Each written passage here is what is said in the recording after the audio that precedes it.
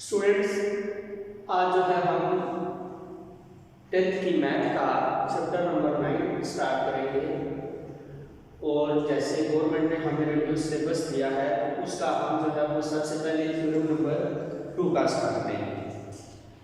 अब इन थ्योरम्स में जाने से पहले हमें कुछ बेसिक्स जो हैं वो पता होनी चाहिए सर्कल्स के बारे में, और सर्कल के अंदर जो चीज़ें आती हैं उनके बारे में हमारे पास कुछ कॉन्सेप्ट्स होने चाहिए। तो इस थ्योरम पर जाने से पहले आपको पहले वो मैं समझा देता हूँ। सर्कल क्या है? आपके पास एक ऐसी गोल शेप जिसका एक ही सेंटर हो, उसको हम कहते हैं सर्कल। उर्दू में जिसको आप दायरा भी कहते हैं, ये आपका सर्कल।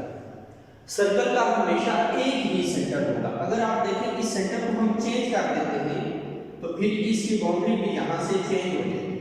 तो जब ये इसका सर्कमफ्रेंस यहाँ से चेंज हो जाएगा तो फिर ये कोई और सर्कल बन जाएगा जिसका कोई और सेंटर भी पास हो, बार इसको कहते हैं, ये बन जाएगा। तो सर्कल हमेशा एक, हमारे पास ये कॉन्सेप्ट आया है कि सर्कल का हमेशा हमारे पास एक ही सेंटर होता है। अब दूसरी चीज, सर्कल के ये जो बाउंड्री होती है इसको आप सर्कमफ्रेंस कहते हो, और उर्दू में आप इसको मुहीत भी कहते हैं। यानी ये जो इसमें ये सारी फाइल से जगह लगे इसको आप सर्कमफ्रेंस कहते हैं। अब सर्कल के सेंटर से लेके इसके सर्कमफ्रेंस तक एक तरफ का जो डिस्टेंस है इसको आप रेडियस कहते हो, और उर्दू में जिसको आप अरदास कहते हैं। ये सर्कल का रेडियस है, सेंटर से लेके सर्कमफ्रेंस तक। ऐसे ये सेंटर से लेके ये सर्कमफ्रेंस तक, ये भी रेडियस बन गया। ऐसे ये सेंटर से लेके ये सर्कमफ्रेंस तक, ये भी आपका रेडियस बन गया। ऐसे ही ये जैसे जिस तरफ आप मर्जी इसके सर्कमफ्रेंस की तरफ लाइन ड्रा कर लो, ये आपका रेडियस बन जाएगा। ऐसे ही अब देखें, क्योंकि ये गोल है यानी ये सिमेट्रिक है हर तरफ से, और ये सेंटर से लाइंस जा रही हैं। जैसे ये इसको मैं ओ ए कह दूं, ये आपका बी है, ये सी है, ये डी है, इसको मैं ई, इसको मैं एफ कह दूं।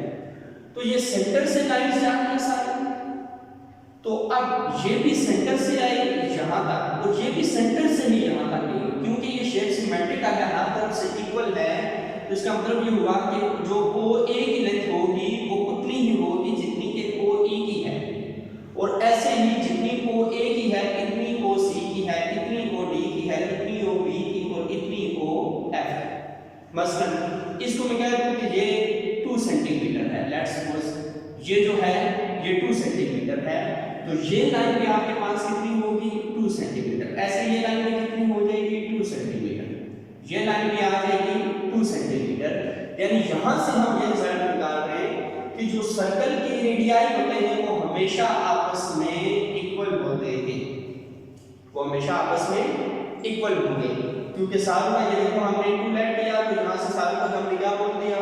2 बोल दिया। यानी यहां से हम ऐसे लिख सकते हैं कि ओ ए जो है ये इक्वल है ओ बी के, ये इक्वल है ओ ई के, और ये इक्वल है ओ डी के। ये सारे के सारे आपस में इक्वल हैं, और ये भी रेडियस है, ये भी रेडियस है, ये भी रेडियस है।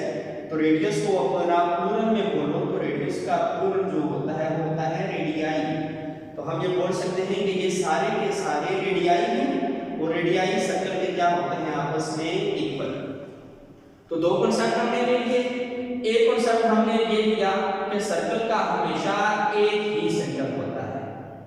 दूसरा जो हमने कांसेप्ट लिया वो ये लिया कि सर्कल के जो हमारे पास रेडियाई होते हैं वो हमेशा आपस में इक्वल होंगे। एक ये हमने कांसेप्ट ले लिया। अब तीसरा नेक्स्ट कांसेप्ट हम देखते हैं कि वो क्या है। तीसरा ये है कि ये अगर मैं सर्कल को ड्रा करूं तो ये सेंटर से, ये देखो ये था आपके पास रेडियस, और अगर ये मैं इस तरफ भी आ जाऊं, ये टोटल लेंथ में बना दूं, यहाँ से ये भी है रेडियस और ये भी है आपके पास रेडियस। इसमें पॉइंट बी, क्योंकि ये लाइन सेंटर से, अब अगर सरकमफ्रेंस से सरकमफ्रेंस तक हम इसको देखें, इसको हमने कहां से देखा था, सेंटर से लेके सरकमफ्रेंस तक। अब इसको हम देखने लगे हैं सरकमफ्रेंस टू सरकमफ्रेंस, यानी एक साइड के सरकमफ्रेंस से दूसरी साइड में सरकमफ्रेंस की तरफ जाने लगे। ऐसे ही इधर गुजरना हमने सेंटर से, ऐसे ही इधर, और सिमिलरली इधर। तो ये अगर आप सरकमफ्रेंस से सरकमफ्रेंस तक जाएं, सरकमफ्रेंस से सरकमफ्रेंस तक जाएं सेंटर से गुजरकर, तो इसको आप कहते हो सर्कल का डायमीटर। ये डायमीटर है सर्कल का आपके पास। तो हमें ये नजर आ रहा है कि जो डायमीटर बन रहा है, एक आर और एक आर ये है, तो जो डायमीटर बनता है हमारे पास वो दो आर को मिलाकर बनता है। तो तीसरा कंसेप्ट हमने ये लिया कि जो सर्कल का डायमीटर होगा वो इक्वल होगा डबल ऑफ द रेडियस, या आप अल्टरनेट आप इसको ऐसे बोल सकते हो कि जो सर्कल का रेडियस होगा वो इक्वल होगा हाफ ऑफ द डायमीटर। ये जो रेडियस है वो डायमीटर का हाफ है, या इसको आप ऐसे बोल सकते हो कि जो डायमीटर है वो रेडियस का डबल है।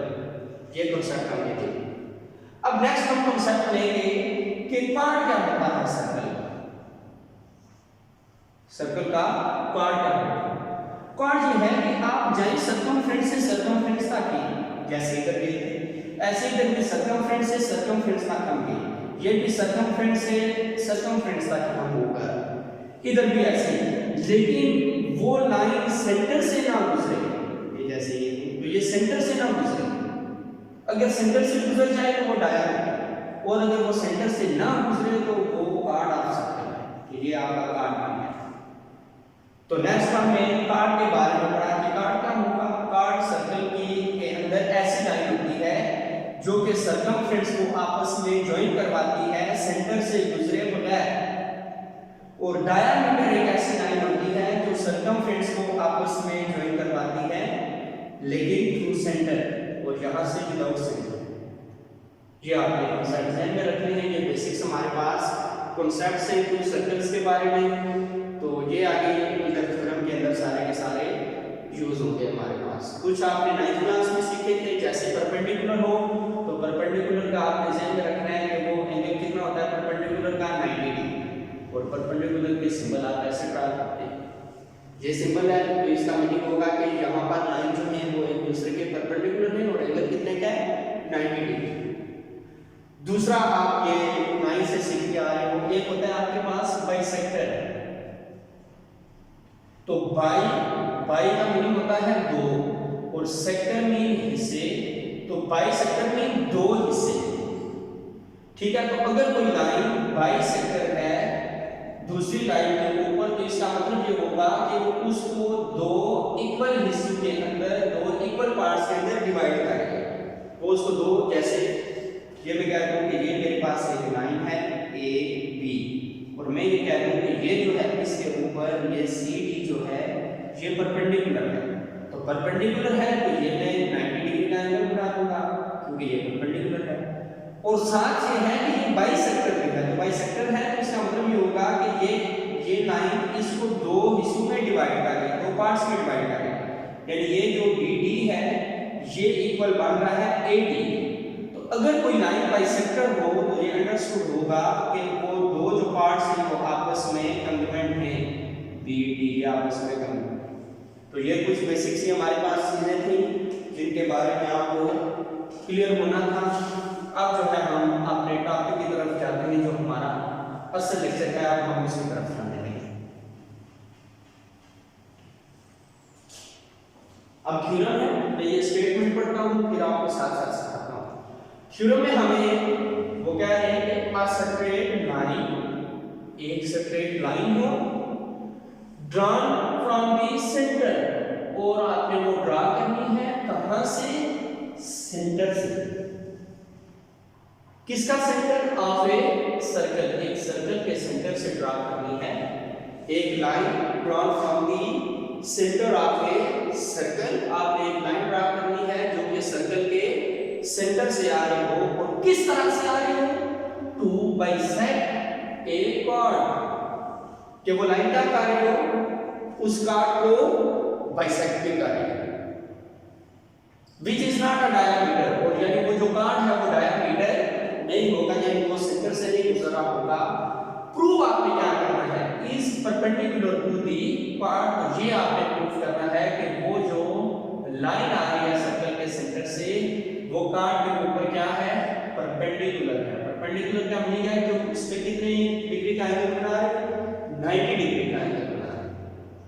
अब मैं यहां से जैसे स्टेटमेंट में कुछ चीजें आपको गिवन होती हैं, कुछ प्रूव होती हैं, तो ये स्टेटमेंट में आपने ये देखना है कि हमें क्या क्या चीजें गिवन है, फिर उनको हम एक तरतीब में लिख लेंगे। जैसे उसने क्या कहा, क्या क्या गिवन है, अ स्ट्रेट लाइन, एक हमें क्या गिवन होगी, लाइन गिवन होगी, ड्रॉन फ्रॉम द सेंटर, जो कि हम कहां से ड्रा करेंगे, सेंटर से ड्रा करेंगे ऑफ ए सर्कल, एक सर्कल के सेंटर से, यानी एक सर्कल है, ठीक है, और सर्कल के अंदर एक पार्ट है, और वो जो लाइन है वो उसको क्या कर रही है, बाइसेक्ट कर रही है। ये हमारे पास चीजें गिवन है।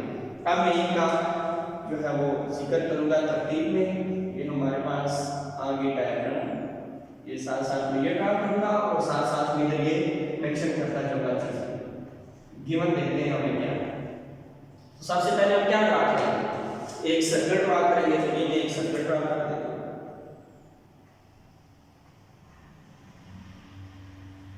तो ये सर्कल है और ये इस सर्कल का सेंटर क्या हो गया, O। तो ये हमें गिवन में क्या था, एक सर्कल गिवन था, तो ये के साथ गिवन में लिख देता हूं। गिवन में क्या है, a circle with centre O, एक सर्कल जिसका सेंटर O है। अब और हमने क्या करना है, एक कार्ड ड्रा करना है, ठीक है, तो फिर ये लिखूंगा कि ए बी, ये मैंने एक कार्ड ड्रा कर दिया, ठीक है, तो साथ क्या लिखूंगा, a circle with centre O, तो ये ए बी क्या बन गया, कार्ड बन गया, A B is chord of this circle, A B क्या है, इस सर्कल का कार्ड है, और फिर a straight line bisect a chord, यानी एक हमने स्ट्रेट लाइन ड्रा करनी है जो कि क्या कर रही होगी, इस कार्ड को बाइसेक्ट कर रही होगी। लेकिन ये हमने पहले ये भी जिक्र करना है कि ये जो कार्ड है ये डायमीटर नहीं है, तो हम लिखेंगे A B is chord of this circle which is not a diameter, यानी ये डायमीटर नहीं है। तो फिर क्या होगा, अब एक सेंटर से लाइन आएगी, तो ये मैं लाइन ड्रा करने लगा हूं, ये मैंने एक लाइन ड्रा कर दी, OC, OC is a line, OC हमारे पास एक लाइन है, कहां से है, ये लाइन है कहां से, सेंटर से आ रही है। OC is a line drawn from center of this circle, जो कि इस सर्कल के सेंटर से आ रही है, और कैसे आ रही है, सच दैट इस तरीके से ये लाइन आ रही है कि ये क्या कर रही है, इस कार्ड को बाइसेक्ट कर रही है। बाइसेक्ट का मीनिंग क्या होगा कि इसको दो इक्वल हिस्सों के अंदर ये डिवाइड कर रही है, यानी ये लाइन OC इस तरह से है such that AC is convert to BC, ये AC और BC को आपस में कन्वर्ट कर रही है, या इक्वल आप बोल सकते हो, इक्वल कर रही है, आपके लेवल में आप बोल सकते हो इसको कन्वर्ट या इक्वल। अब टू प्रूव हमारा क्या है, ये गिवन हो गया सर। टू प्रूव ये है कि is perpendicular to B chord, यानी ये जो लाइन है ये ए बी के ऊपर परपेंडिकुलर है। तो प्रूव हमने ये करना है कि OC is perpendicular to A B, ये जो OC है ये ए बी के ऊपर परपेंडिकुलर है, यानी इधर वाला एंगल भी 90 डिग्री का है और इधर वाला एंगल भी 90 डिग्री का है, ये हमने प्रूव किया। अब कंस्ट्रक्शन, किसी चीज को प्रूव करने के लिए आपको कंस्ट्रक्शन की जरूरत होती है। ये मैं क्या कंस्ट्रक्शन कर रही हूं, जरा गौर से देखें कि मैं O को A के साथ और O को बी के साथ हमने ज्वाइन करवाया, तो कंस्ट्रक्शन में क्या लिखूंगा, join point O to A and B. मैंने पॉइंट ओ को ए और बी के साथ ज्वाइन किया, फिर इसको मैं एंगल 1 नाम दे देता हूं और इसको मैं एंगल 2 का नाम दे देता हूं। तो फिर मैंने क्या किया, साथ मेन द एंगल्स को मैंने नाम दिए as major angle 1 and major angle 2। ये मैंने दो नाम दे दिए, तो एंगल 1 और 2 का। अब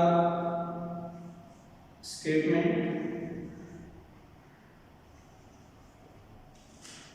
और इधर आएंगे आपके पास रीजंस।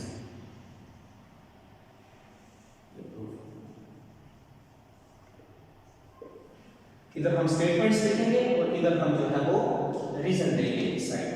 तो स्टेटमेंट क्या है, देखिए दो ट्रायंगल बने हैं हमारे, तो इनको हम लेंगे।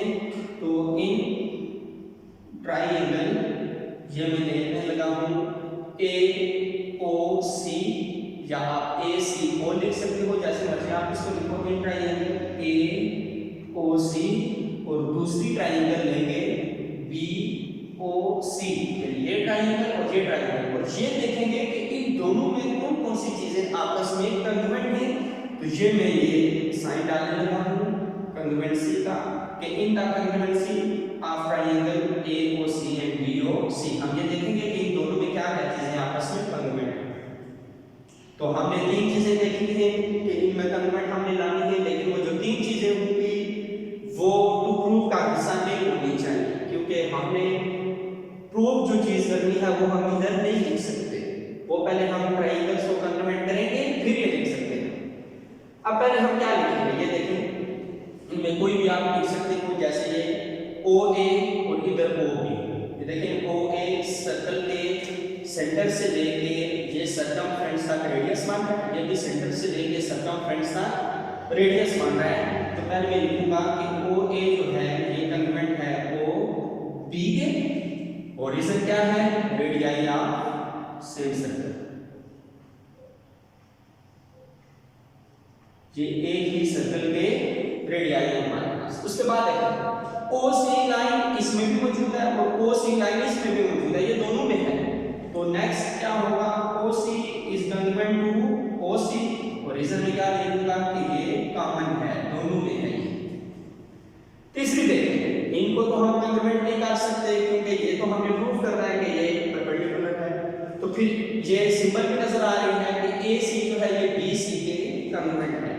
नेक्स्ट क्या है, A C is congruent to B C, और ये हम ये गिवन में कह के आए थे क्योंकि ये लाइन इसके ऊपर बाइसेक्टर है, तो ये हम रीजन इसमें देंगे कि ये हमें गिवन था। तो अब तीन इसकी चीजें कंग्रुएंट हो गई है, इधर भी तीन और इधर भी तीन। तो अब ये साइन खत्म हो जाएगा, हम कहेंगे कि ये वाली जो ट्रायंगल है ये कंप्लीटली कंग्रुएंट है इस वाली ट्रायंगल।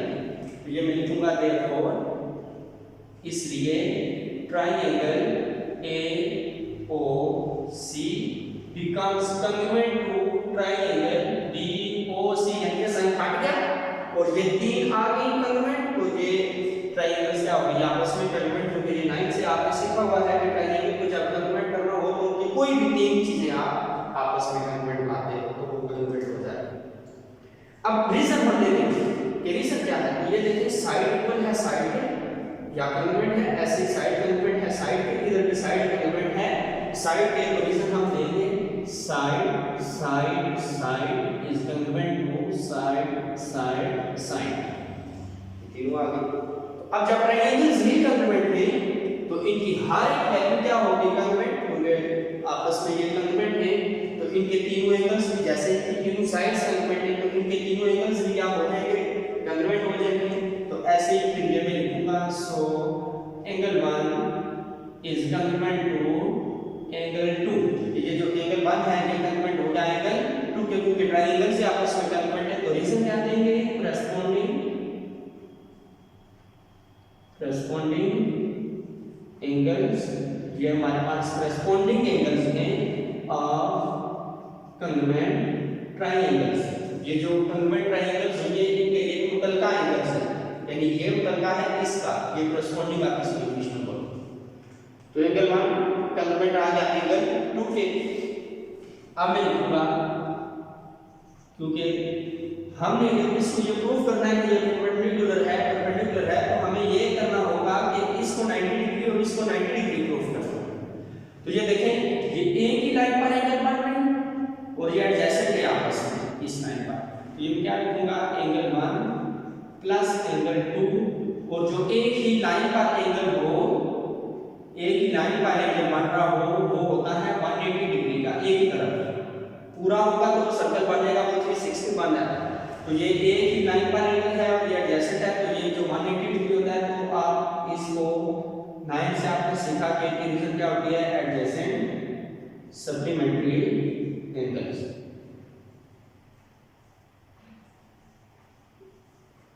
ये ध्यान रखना, ये एडजेसेंट सप्लीमेंट्री एंगल्स। तो अब मैं ये लिख सकता हूँ एंगल 1 प्लस एंगल 2 की जगह मैं लिख लेता हूँ angle 1 is equal to 180 degree. यानी 2 की जगह मैंने 1 लिखा, क्यों लिखा, क्योंकि 1 और 2 आपस में कंग्रुएंट नहीं, तो मैं 2 की जगह 1 लिख सकता हूँ या 1 की जगह 2 लिख सकता हूँ। तो रीजन नहीं है कि इधर मैंने 2 की जगह 1 क्यों लिखा, क्योंकि एंगल 1 कंग्रुएंट है एंगल 2 के, इसलिए। तो अब जैसे आप मैथ में ये देखते हो ऐसे लिखा हो x प्लस x, तो इसको क्या करते हो 2x, यानी जो वेरिएबल है ये एक ही बार लिखा जाता है, इनके पीछे जो कोफिशिएंट्स होंगे वो आपस में ऐड हो जाते हैं। तो ये 1 और 1 क्या हो गया 2, और ये जो वेरिएबल है ये आपने एक ही बार लिखा। ऐसे इसके पीछे कोफिशिएंट है 1, इसके पीछे भी कोफिशिएंट है 1, तो ये हो जाएगा 2, और ये हमारा वेरिएबल है तो ये हो जाएगा एंगल 1। जैसे इधर वेरिएबल को एक बार लिखा, इधर भी इस वेरिएबल को एक ही बार लिखेंगे और ये हो गया 180 डिग्री। अब ये angle 1 is congruent to 180 degree divided by 2, और ये angle 1 is congruent to 90 degree, divide हो गया, तो इसको हम बोल देते हैं इक्वेशन नंबर 1। एंड और ये देखें 1 और 2 आपस में कंग्रुएंट है ना, तो अगर 190 डिग्री का है तो ये मैं लिखूंगा एंड एंगल 1 कंग्रुएंट है किसके, एंगल 2 के। ये ऑलरेडी हम प्रूव कर चुके हैं। तो फिर यहां से एंगल 2 भी कितने का हो जाएगा, 90 डिग्री। एंगल 1 90 डिग्री, एंगल 2 भी 90 डिग्री। तो अगर ये 90 डिग्री के हैं तो हम सीख चुके हैं कि अगर ये 90 डिग्री का एंगल हो तो ये लाइंस आपस में परपेंडिकुलर होती हैं। तो हमने प्रूव कर दिया कि ये एंगल भी 90 डिग्री का, ये एंगल भी 90 डिग्री का, तो it means that OC is perpendicular to AB। तो देयरफॉर ये जो OC था ये परपेंडिकुलर हो गया किसके, AB के ऊपर। और ये हमने किसको देख के बोला, ये भी एंगल 90 का है, ये भी एंगल 90 का है, तो इधर मैं रीजन दूंगा फ्रॉम इक्वेशन 1 एंड 2। और यही हमने प्रूव करना था कि ये लाइंस क्या हैं एक दूसरे के ऊपर परपेंडिकुलर। तो नेक्स्ट जो होगा वो हमारा थ्योरम 3 होगा। आप इसको ये ध्यान से तैयार कर लें और इसके कॉन्सेप्ट्स ले लें, फिर इसके असाइनमेंट आपको मिल जाएगी। इससे रिलेटेड जो चीज़ें आपको ये दी होंगी इनको आपने हल करना है, कुछ वैल्यूज दी होंगी कुछ नहीं दी होंगी, तो वो आपने गैस करना है और इसको सीखना है। मिलते हैं अगले लेक्चर में।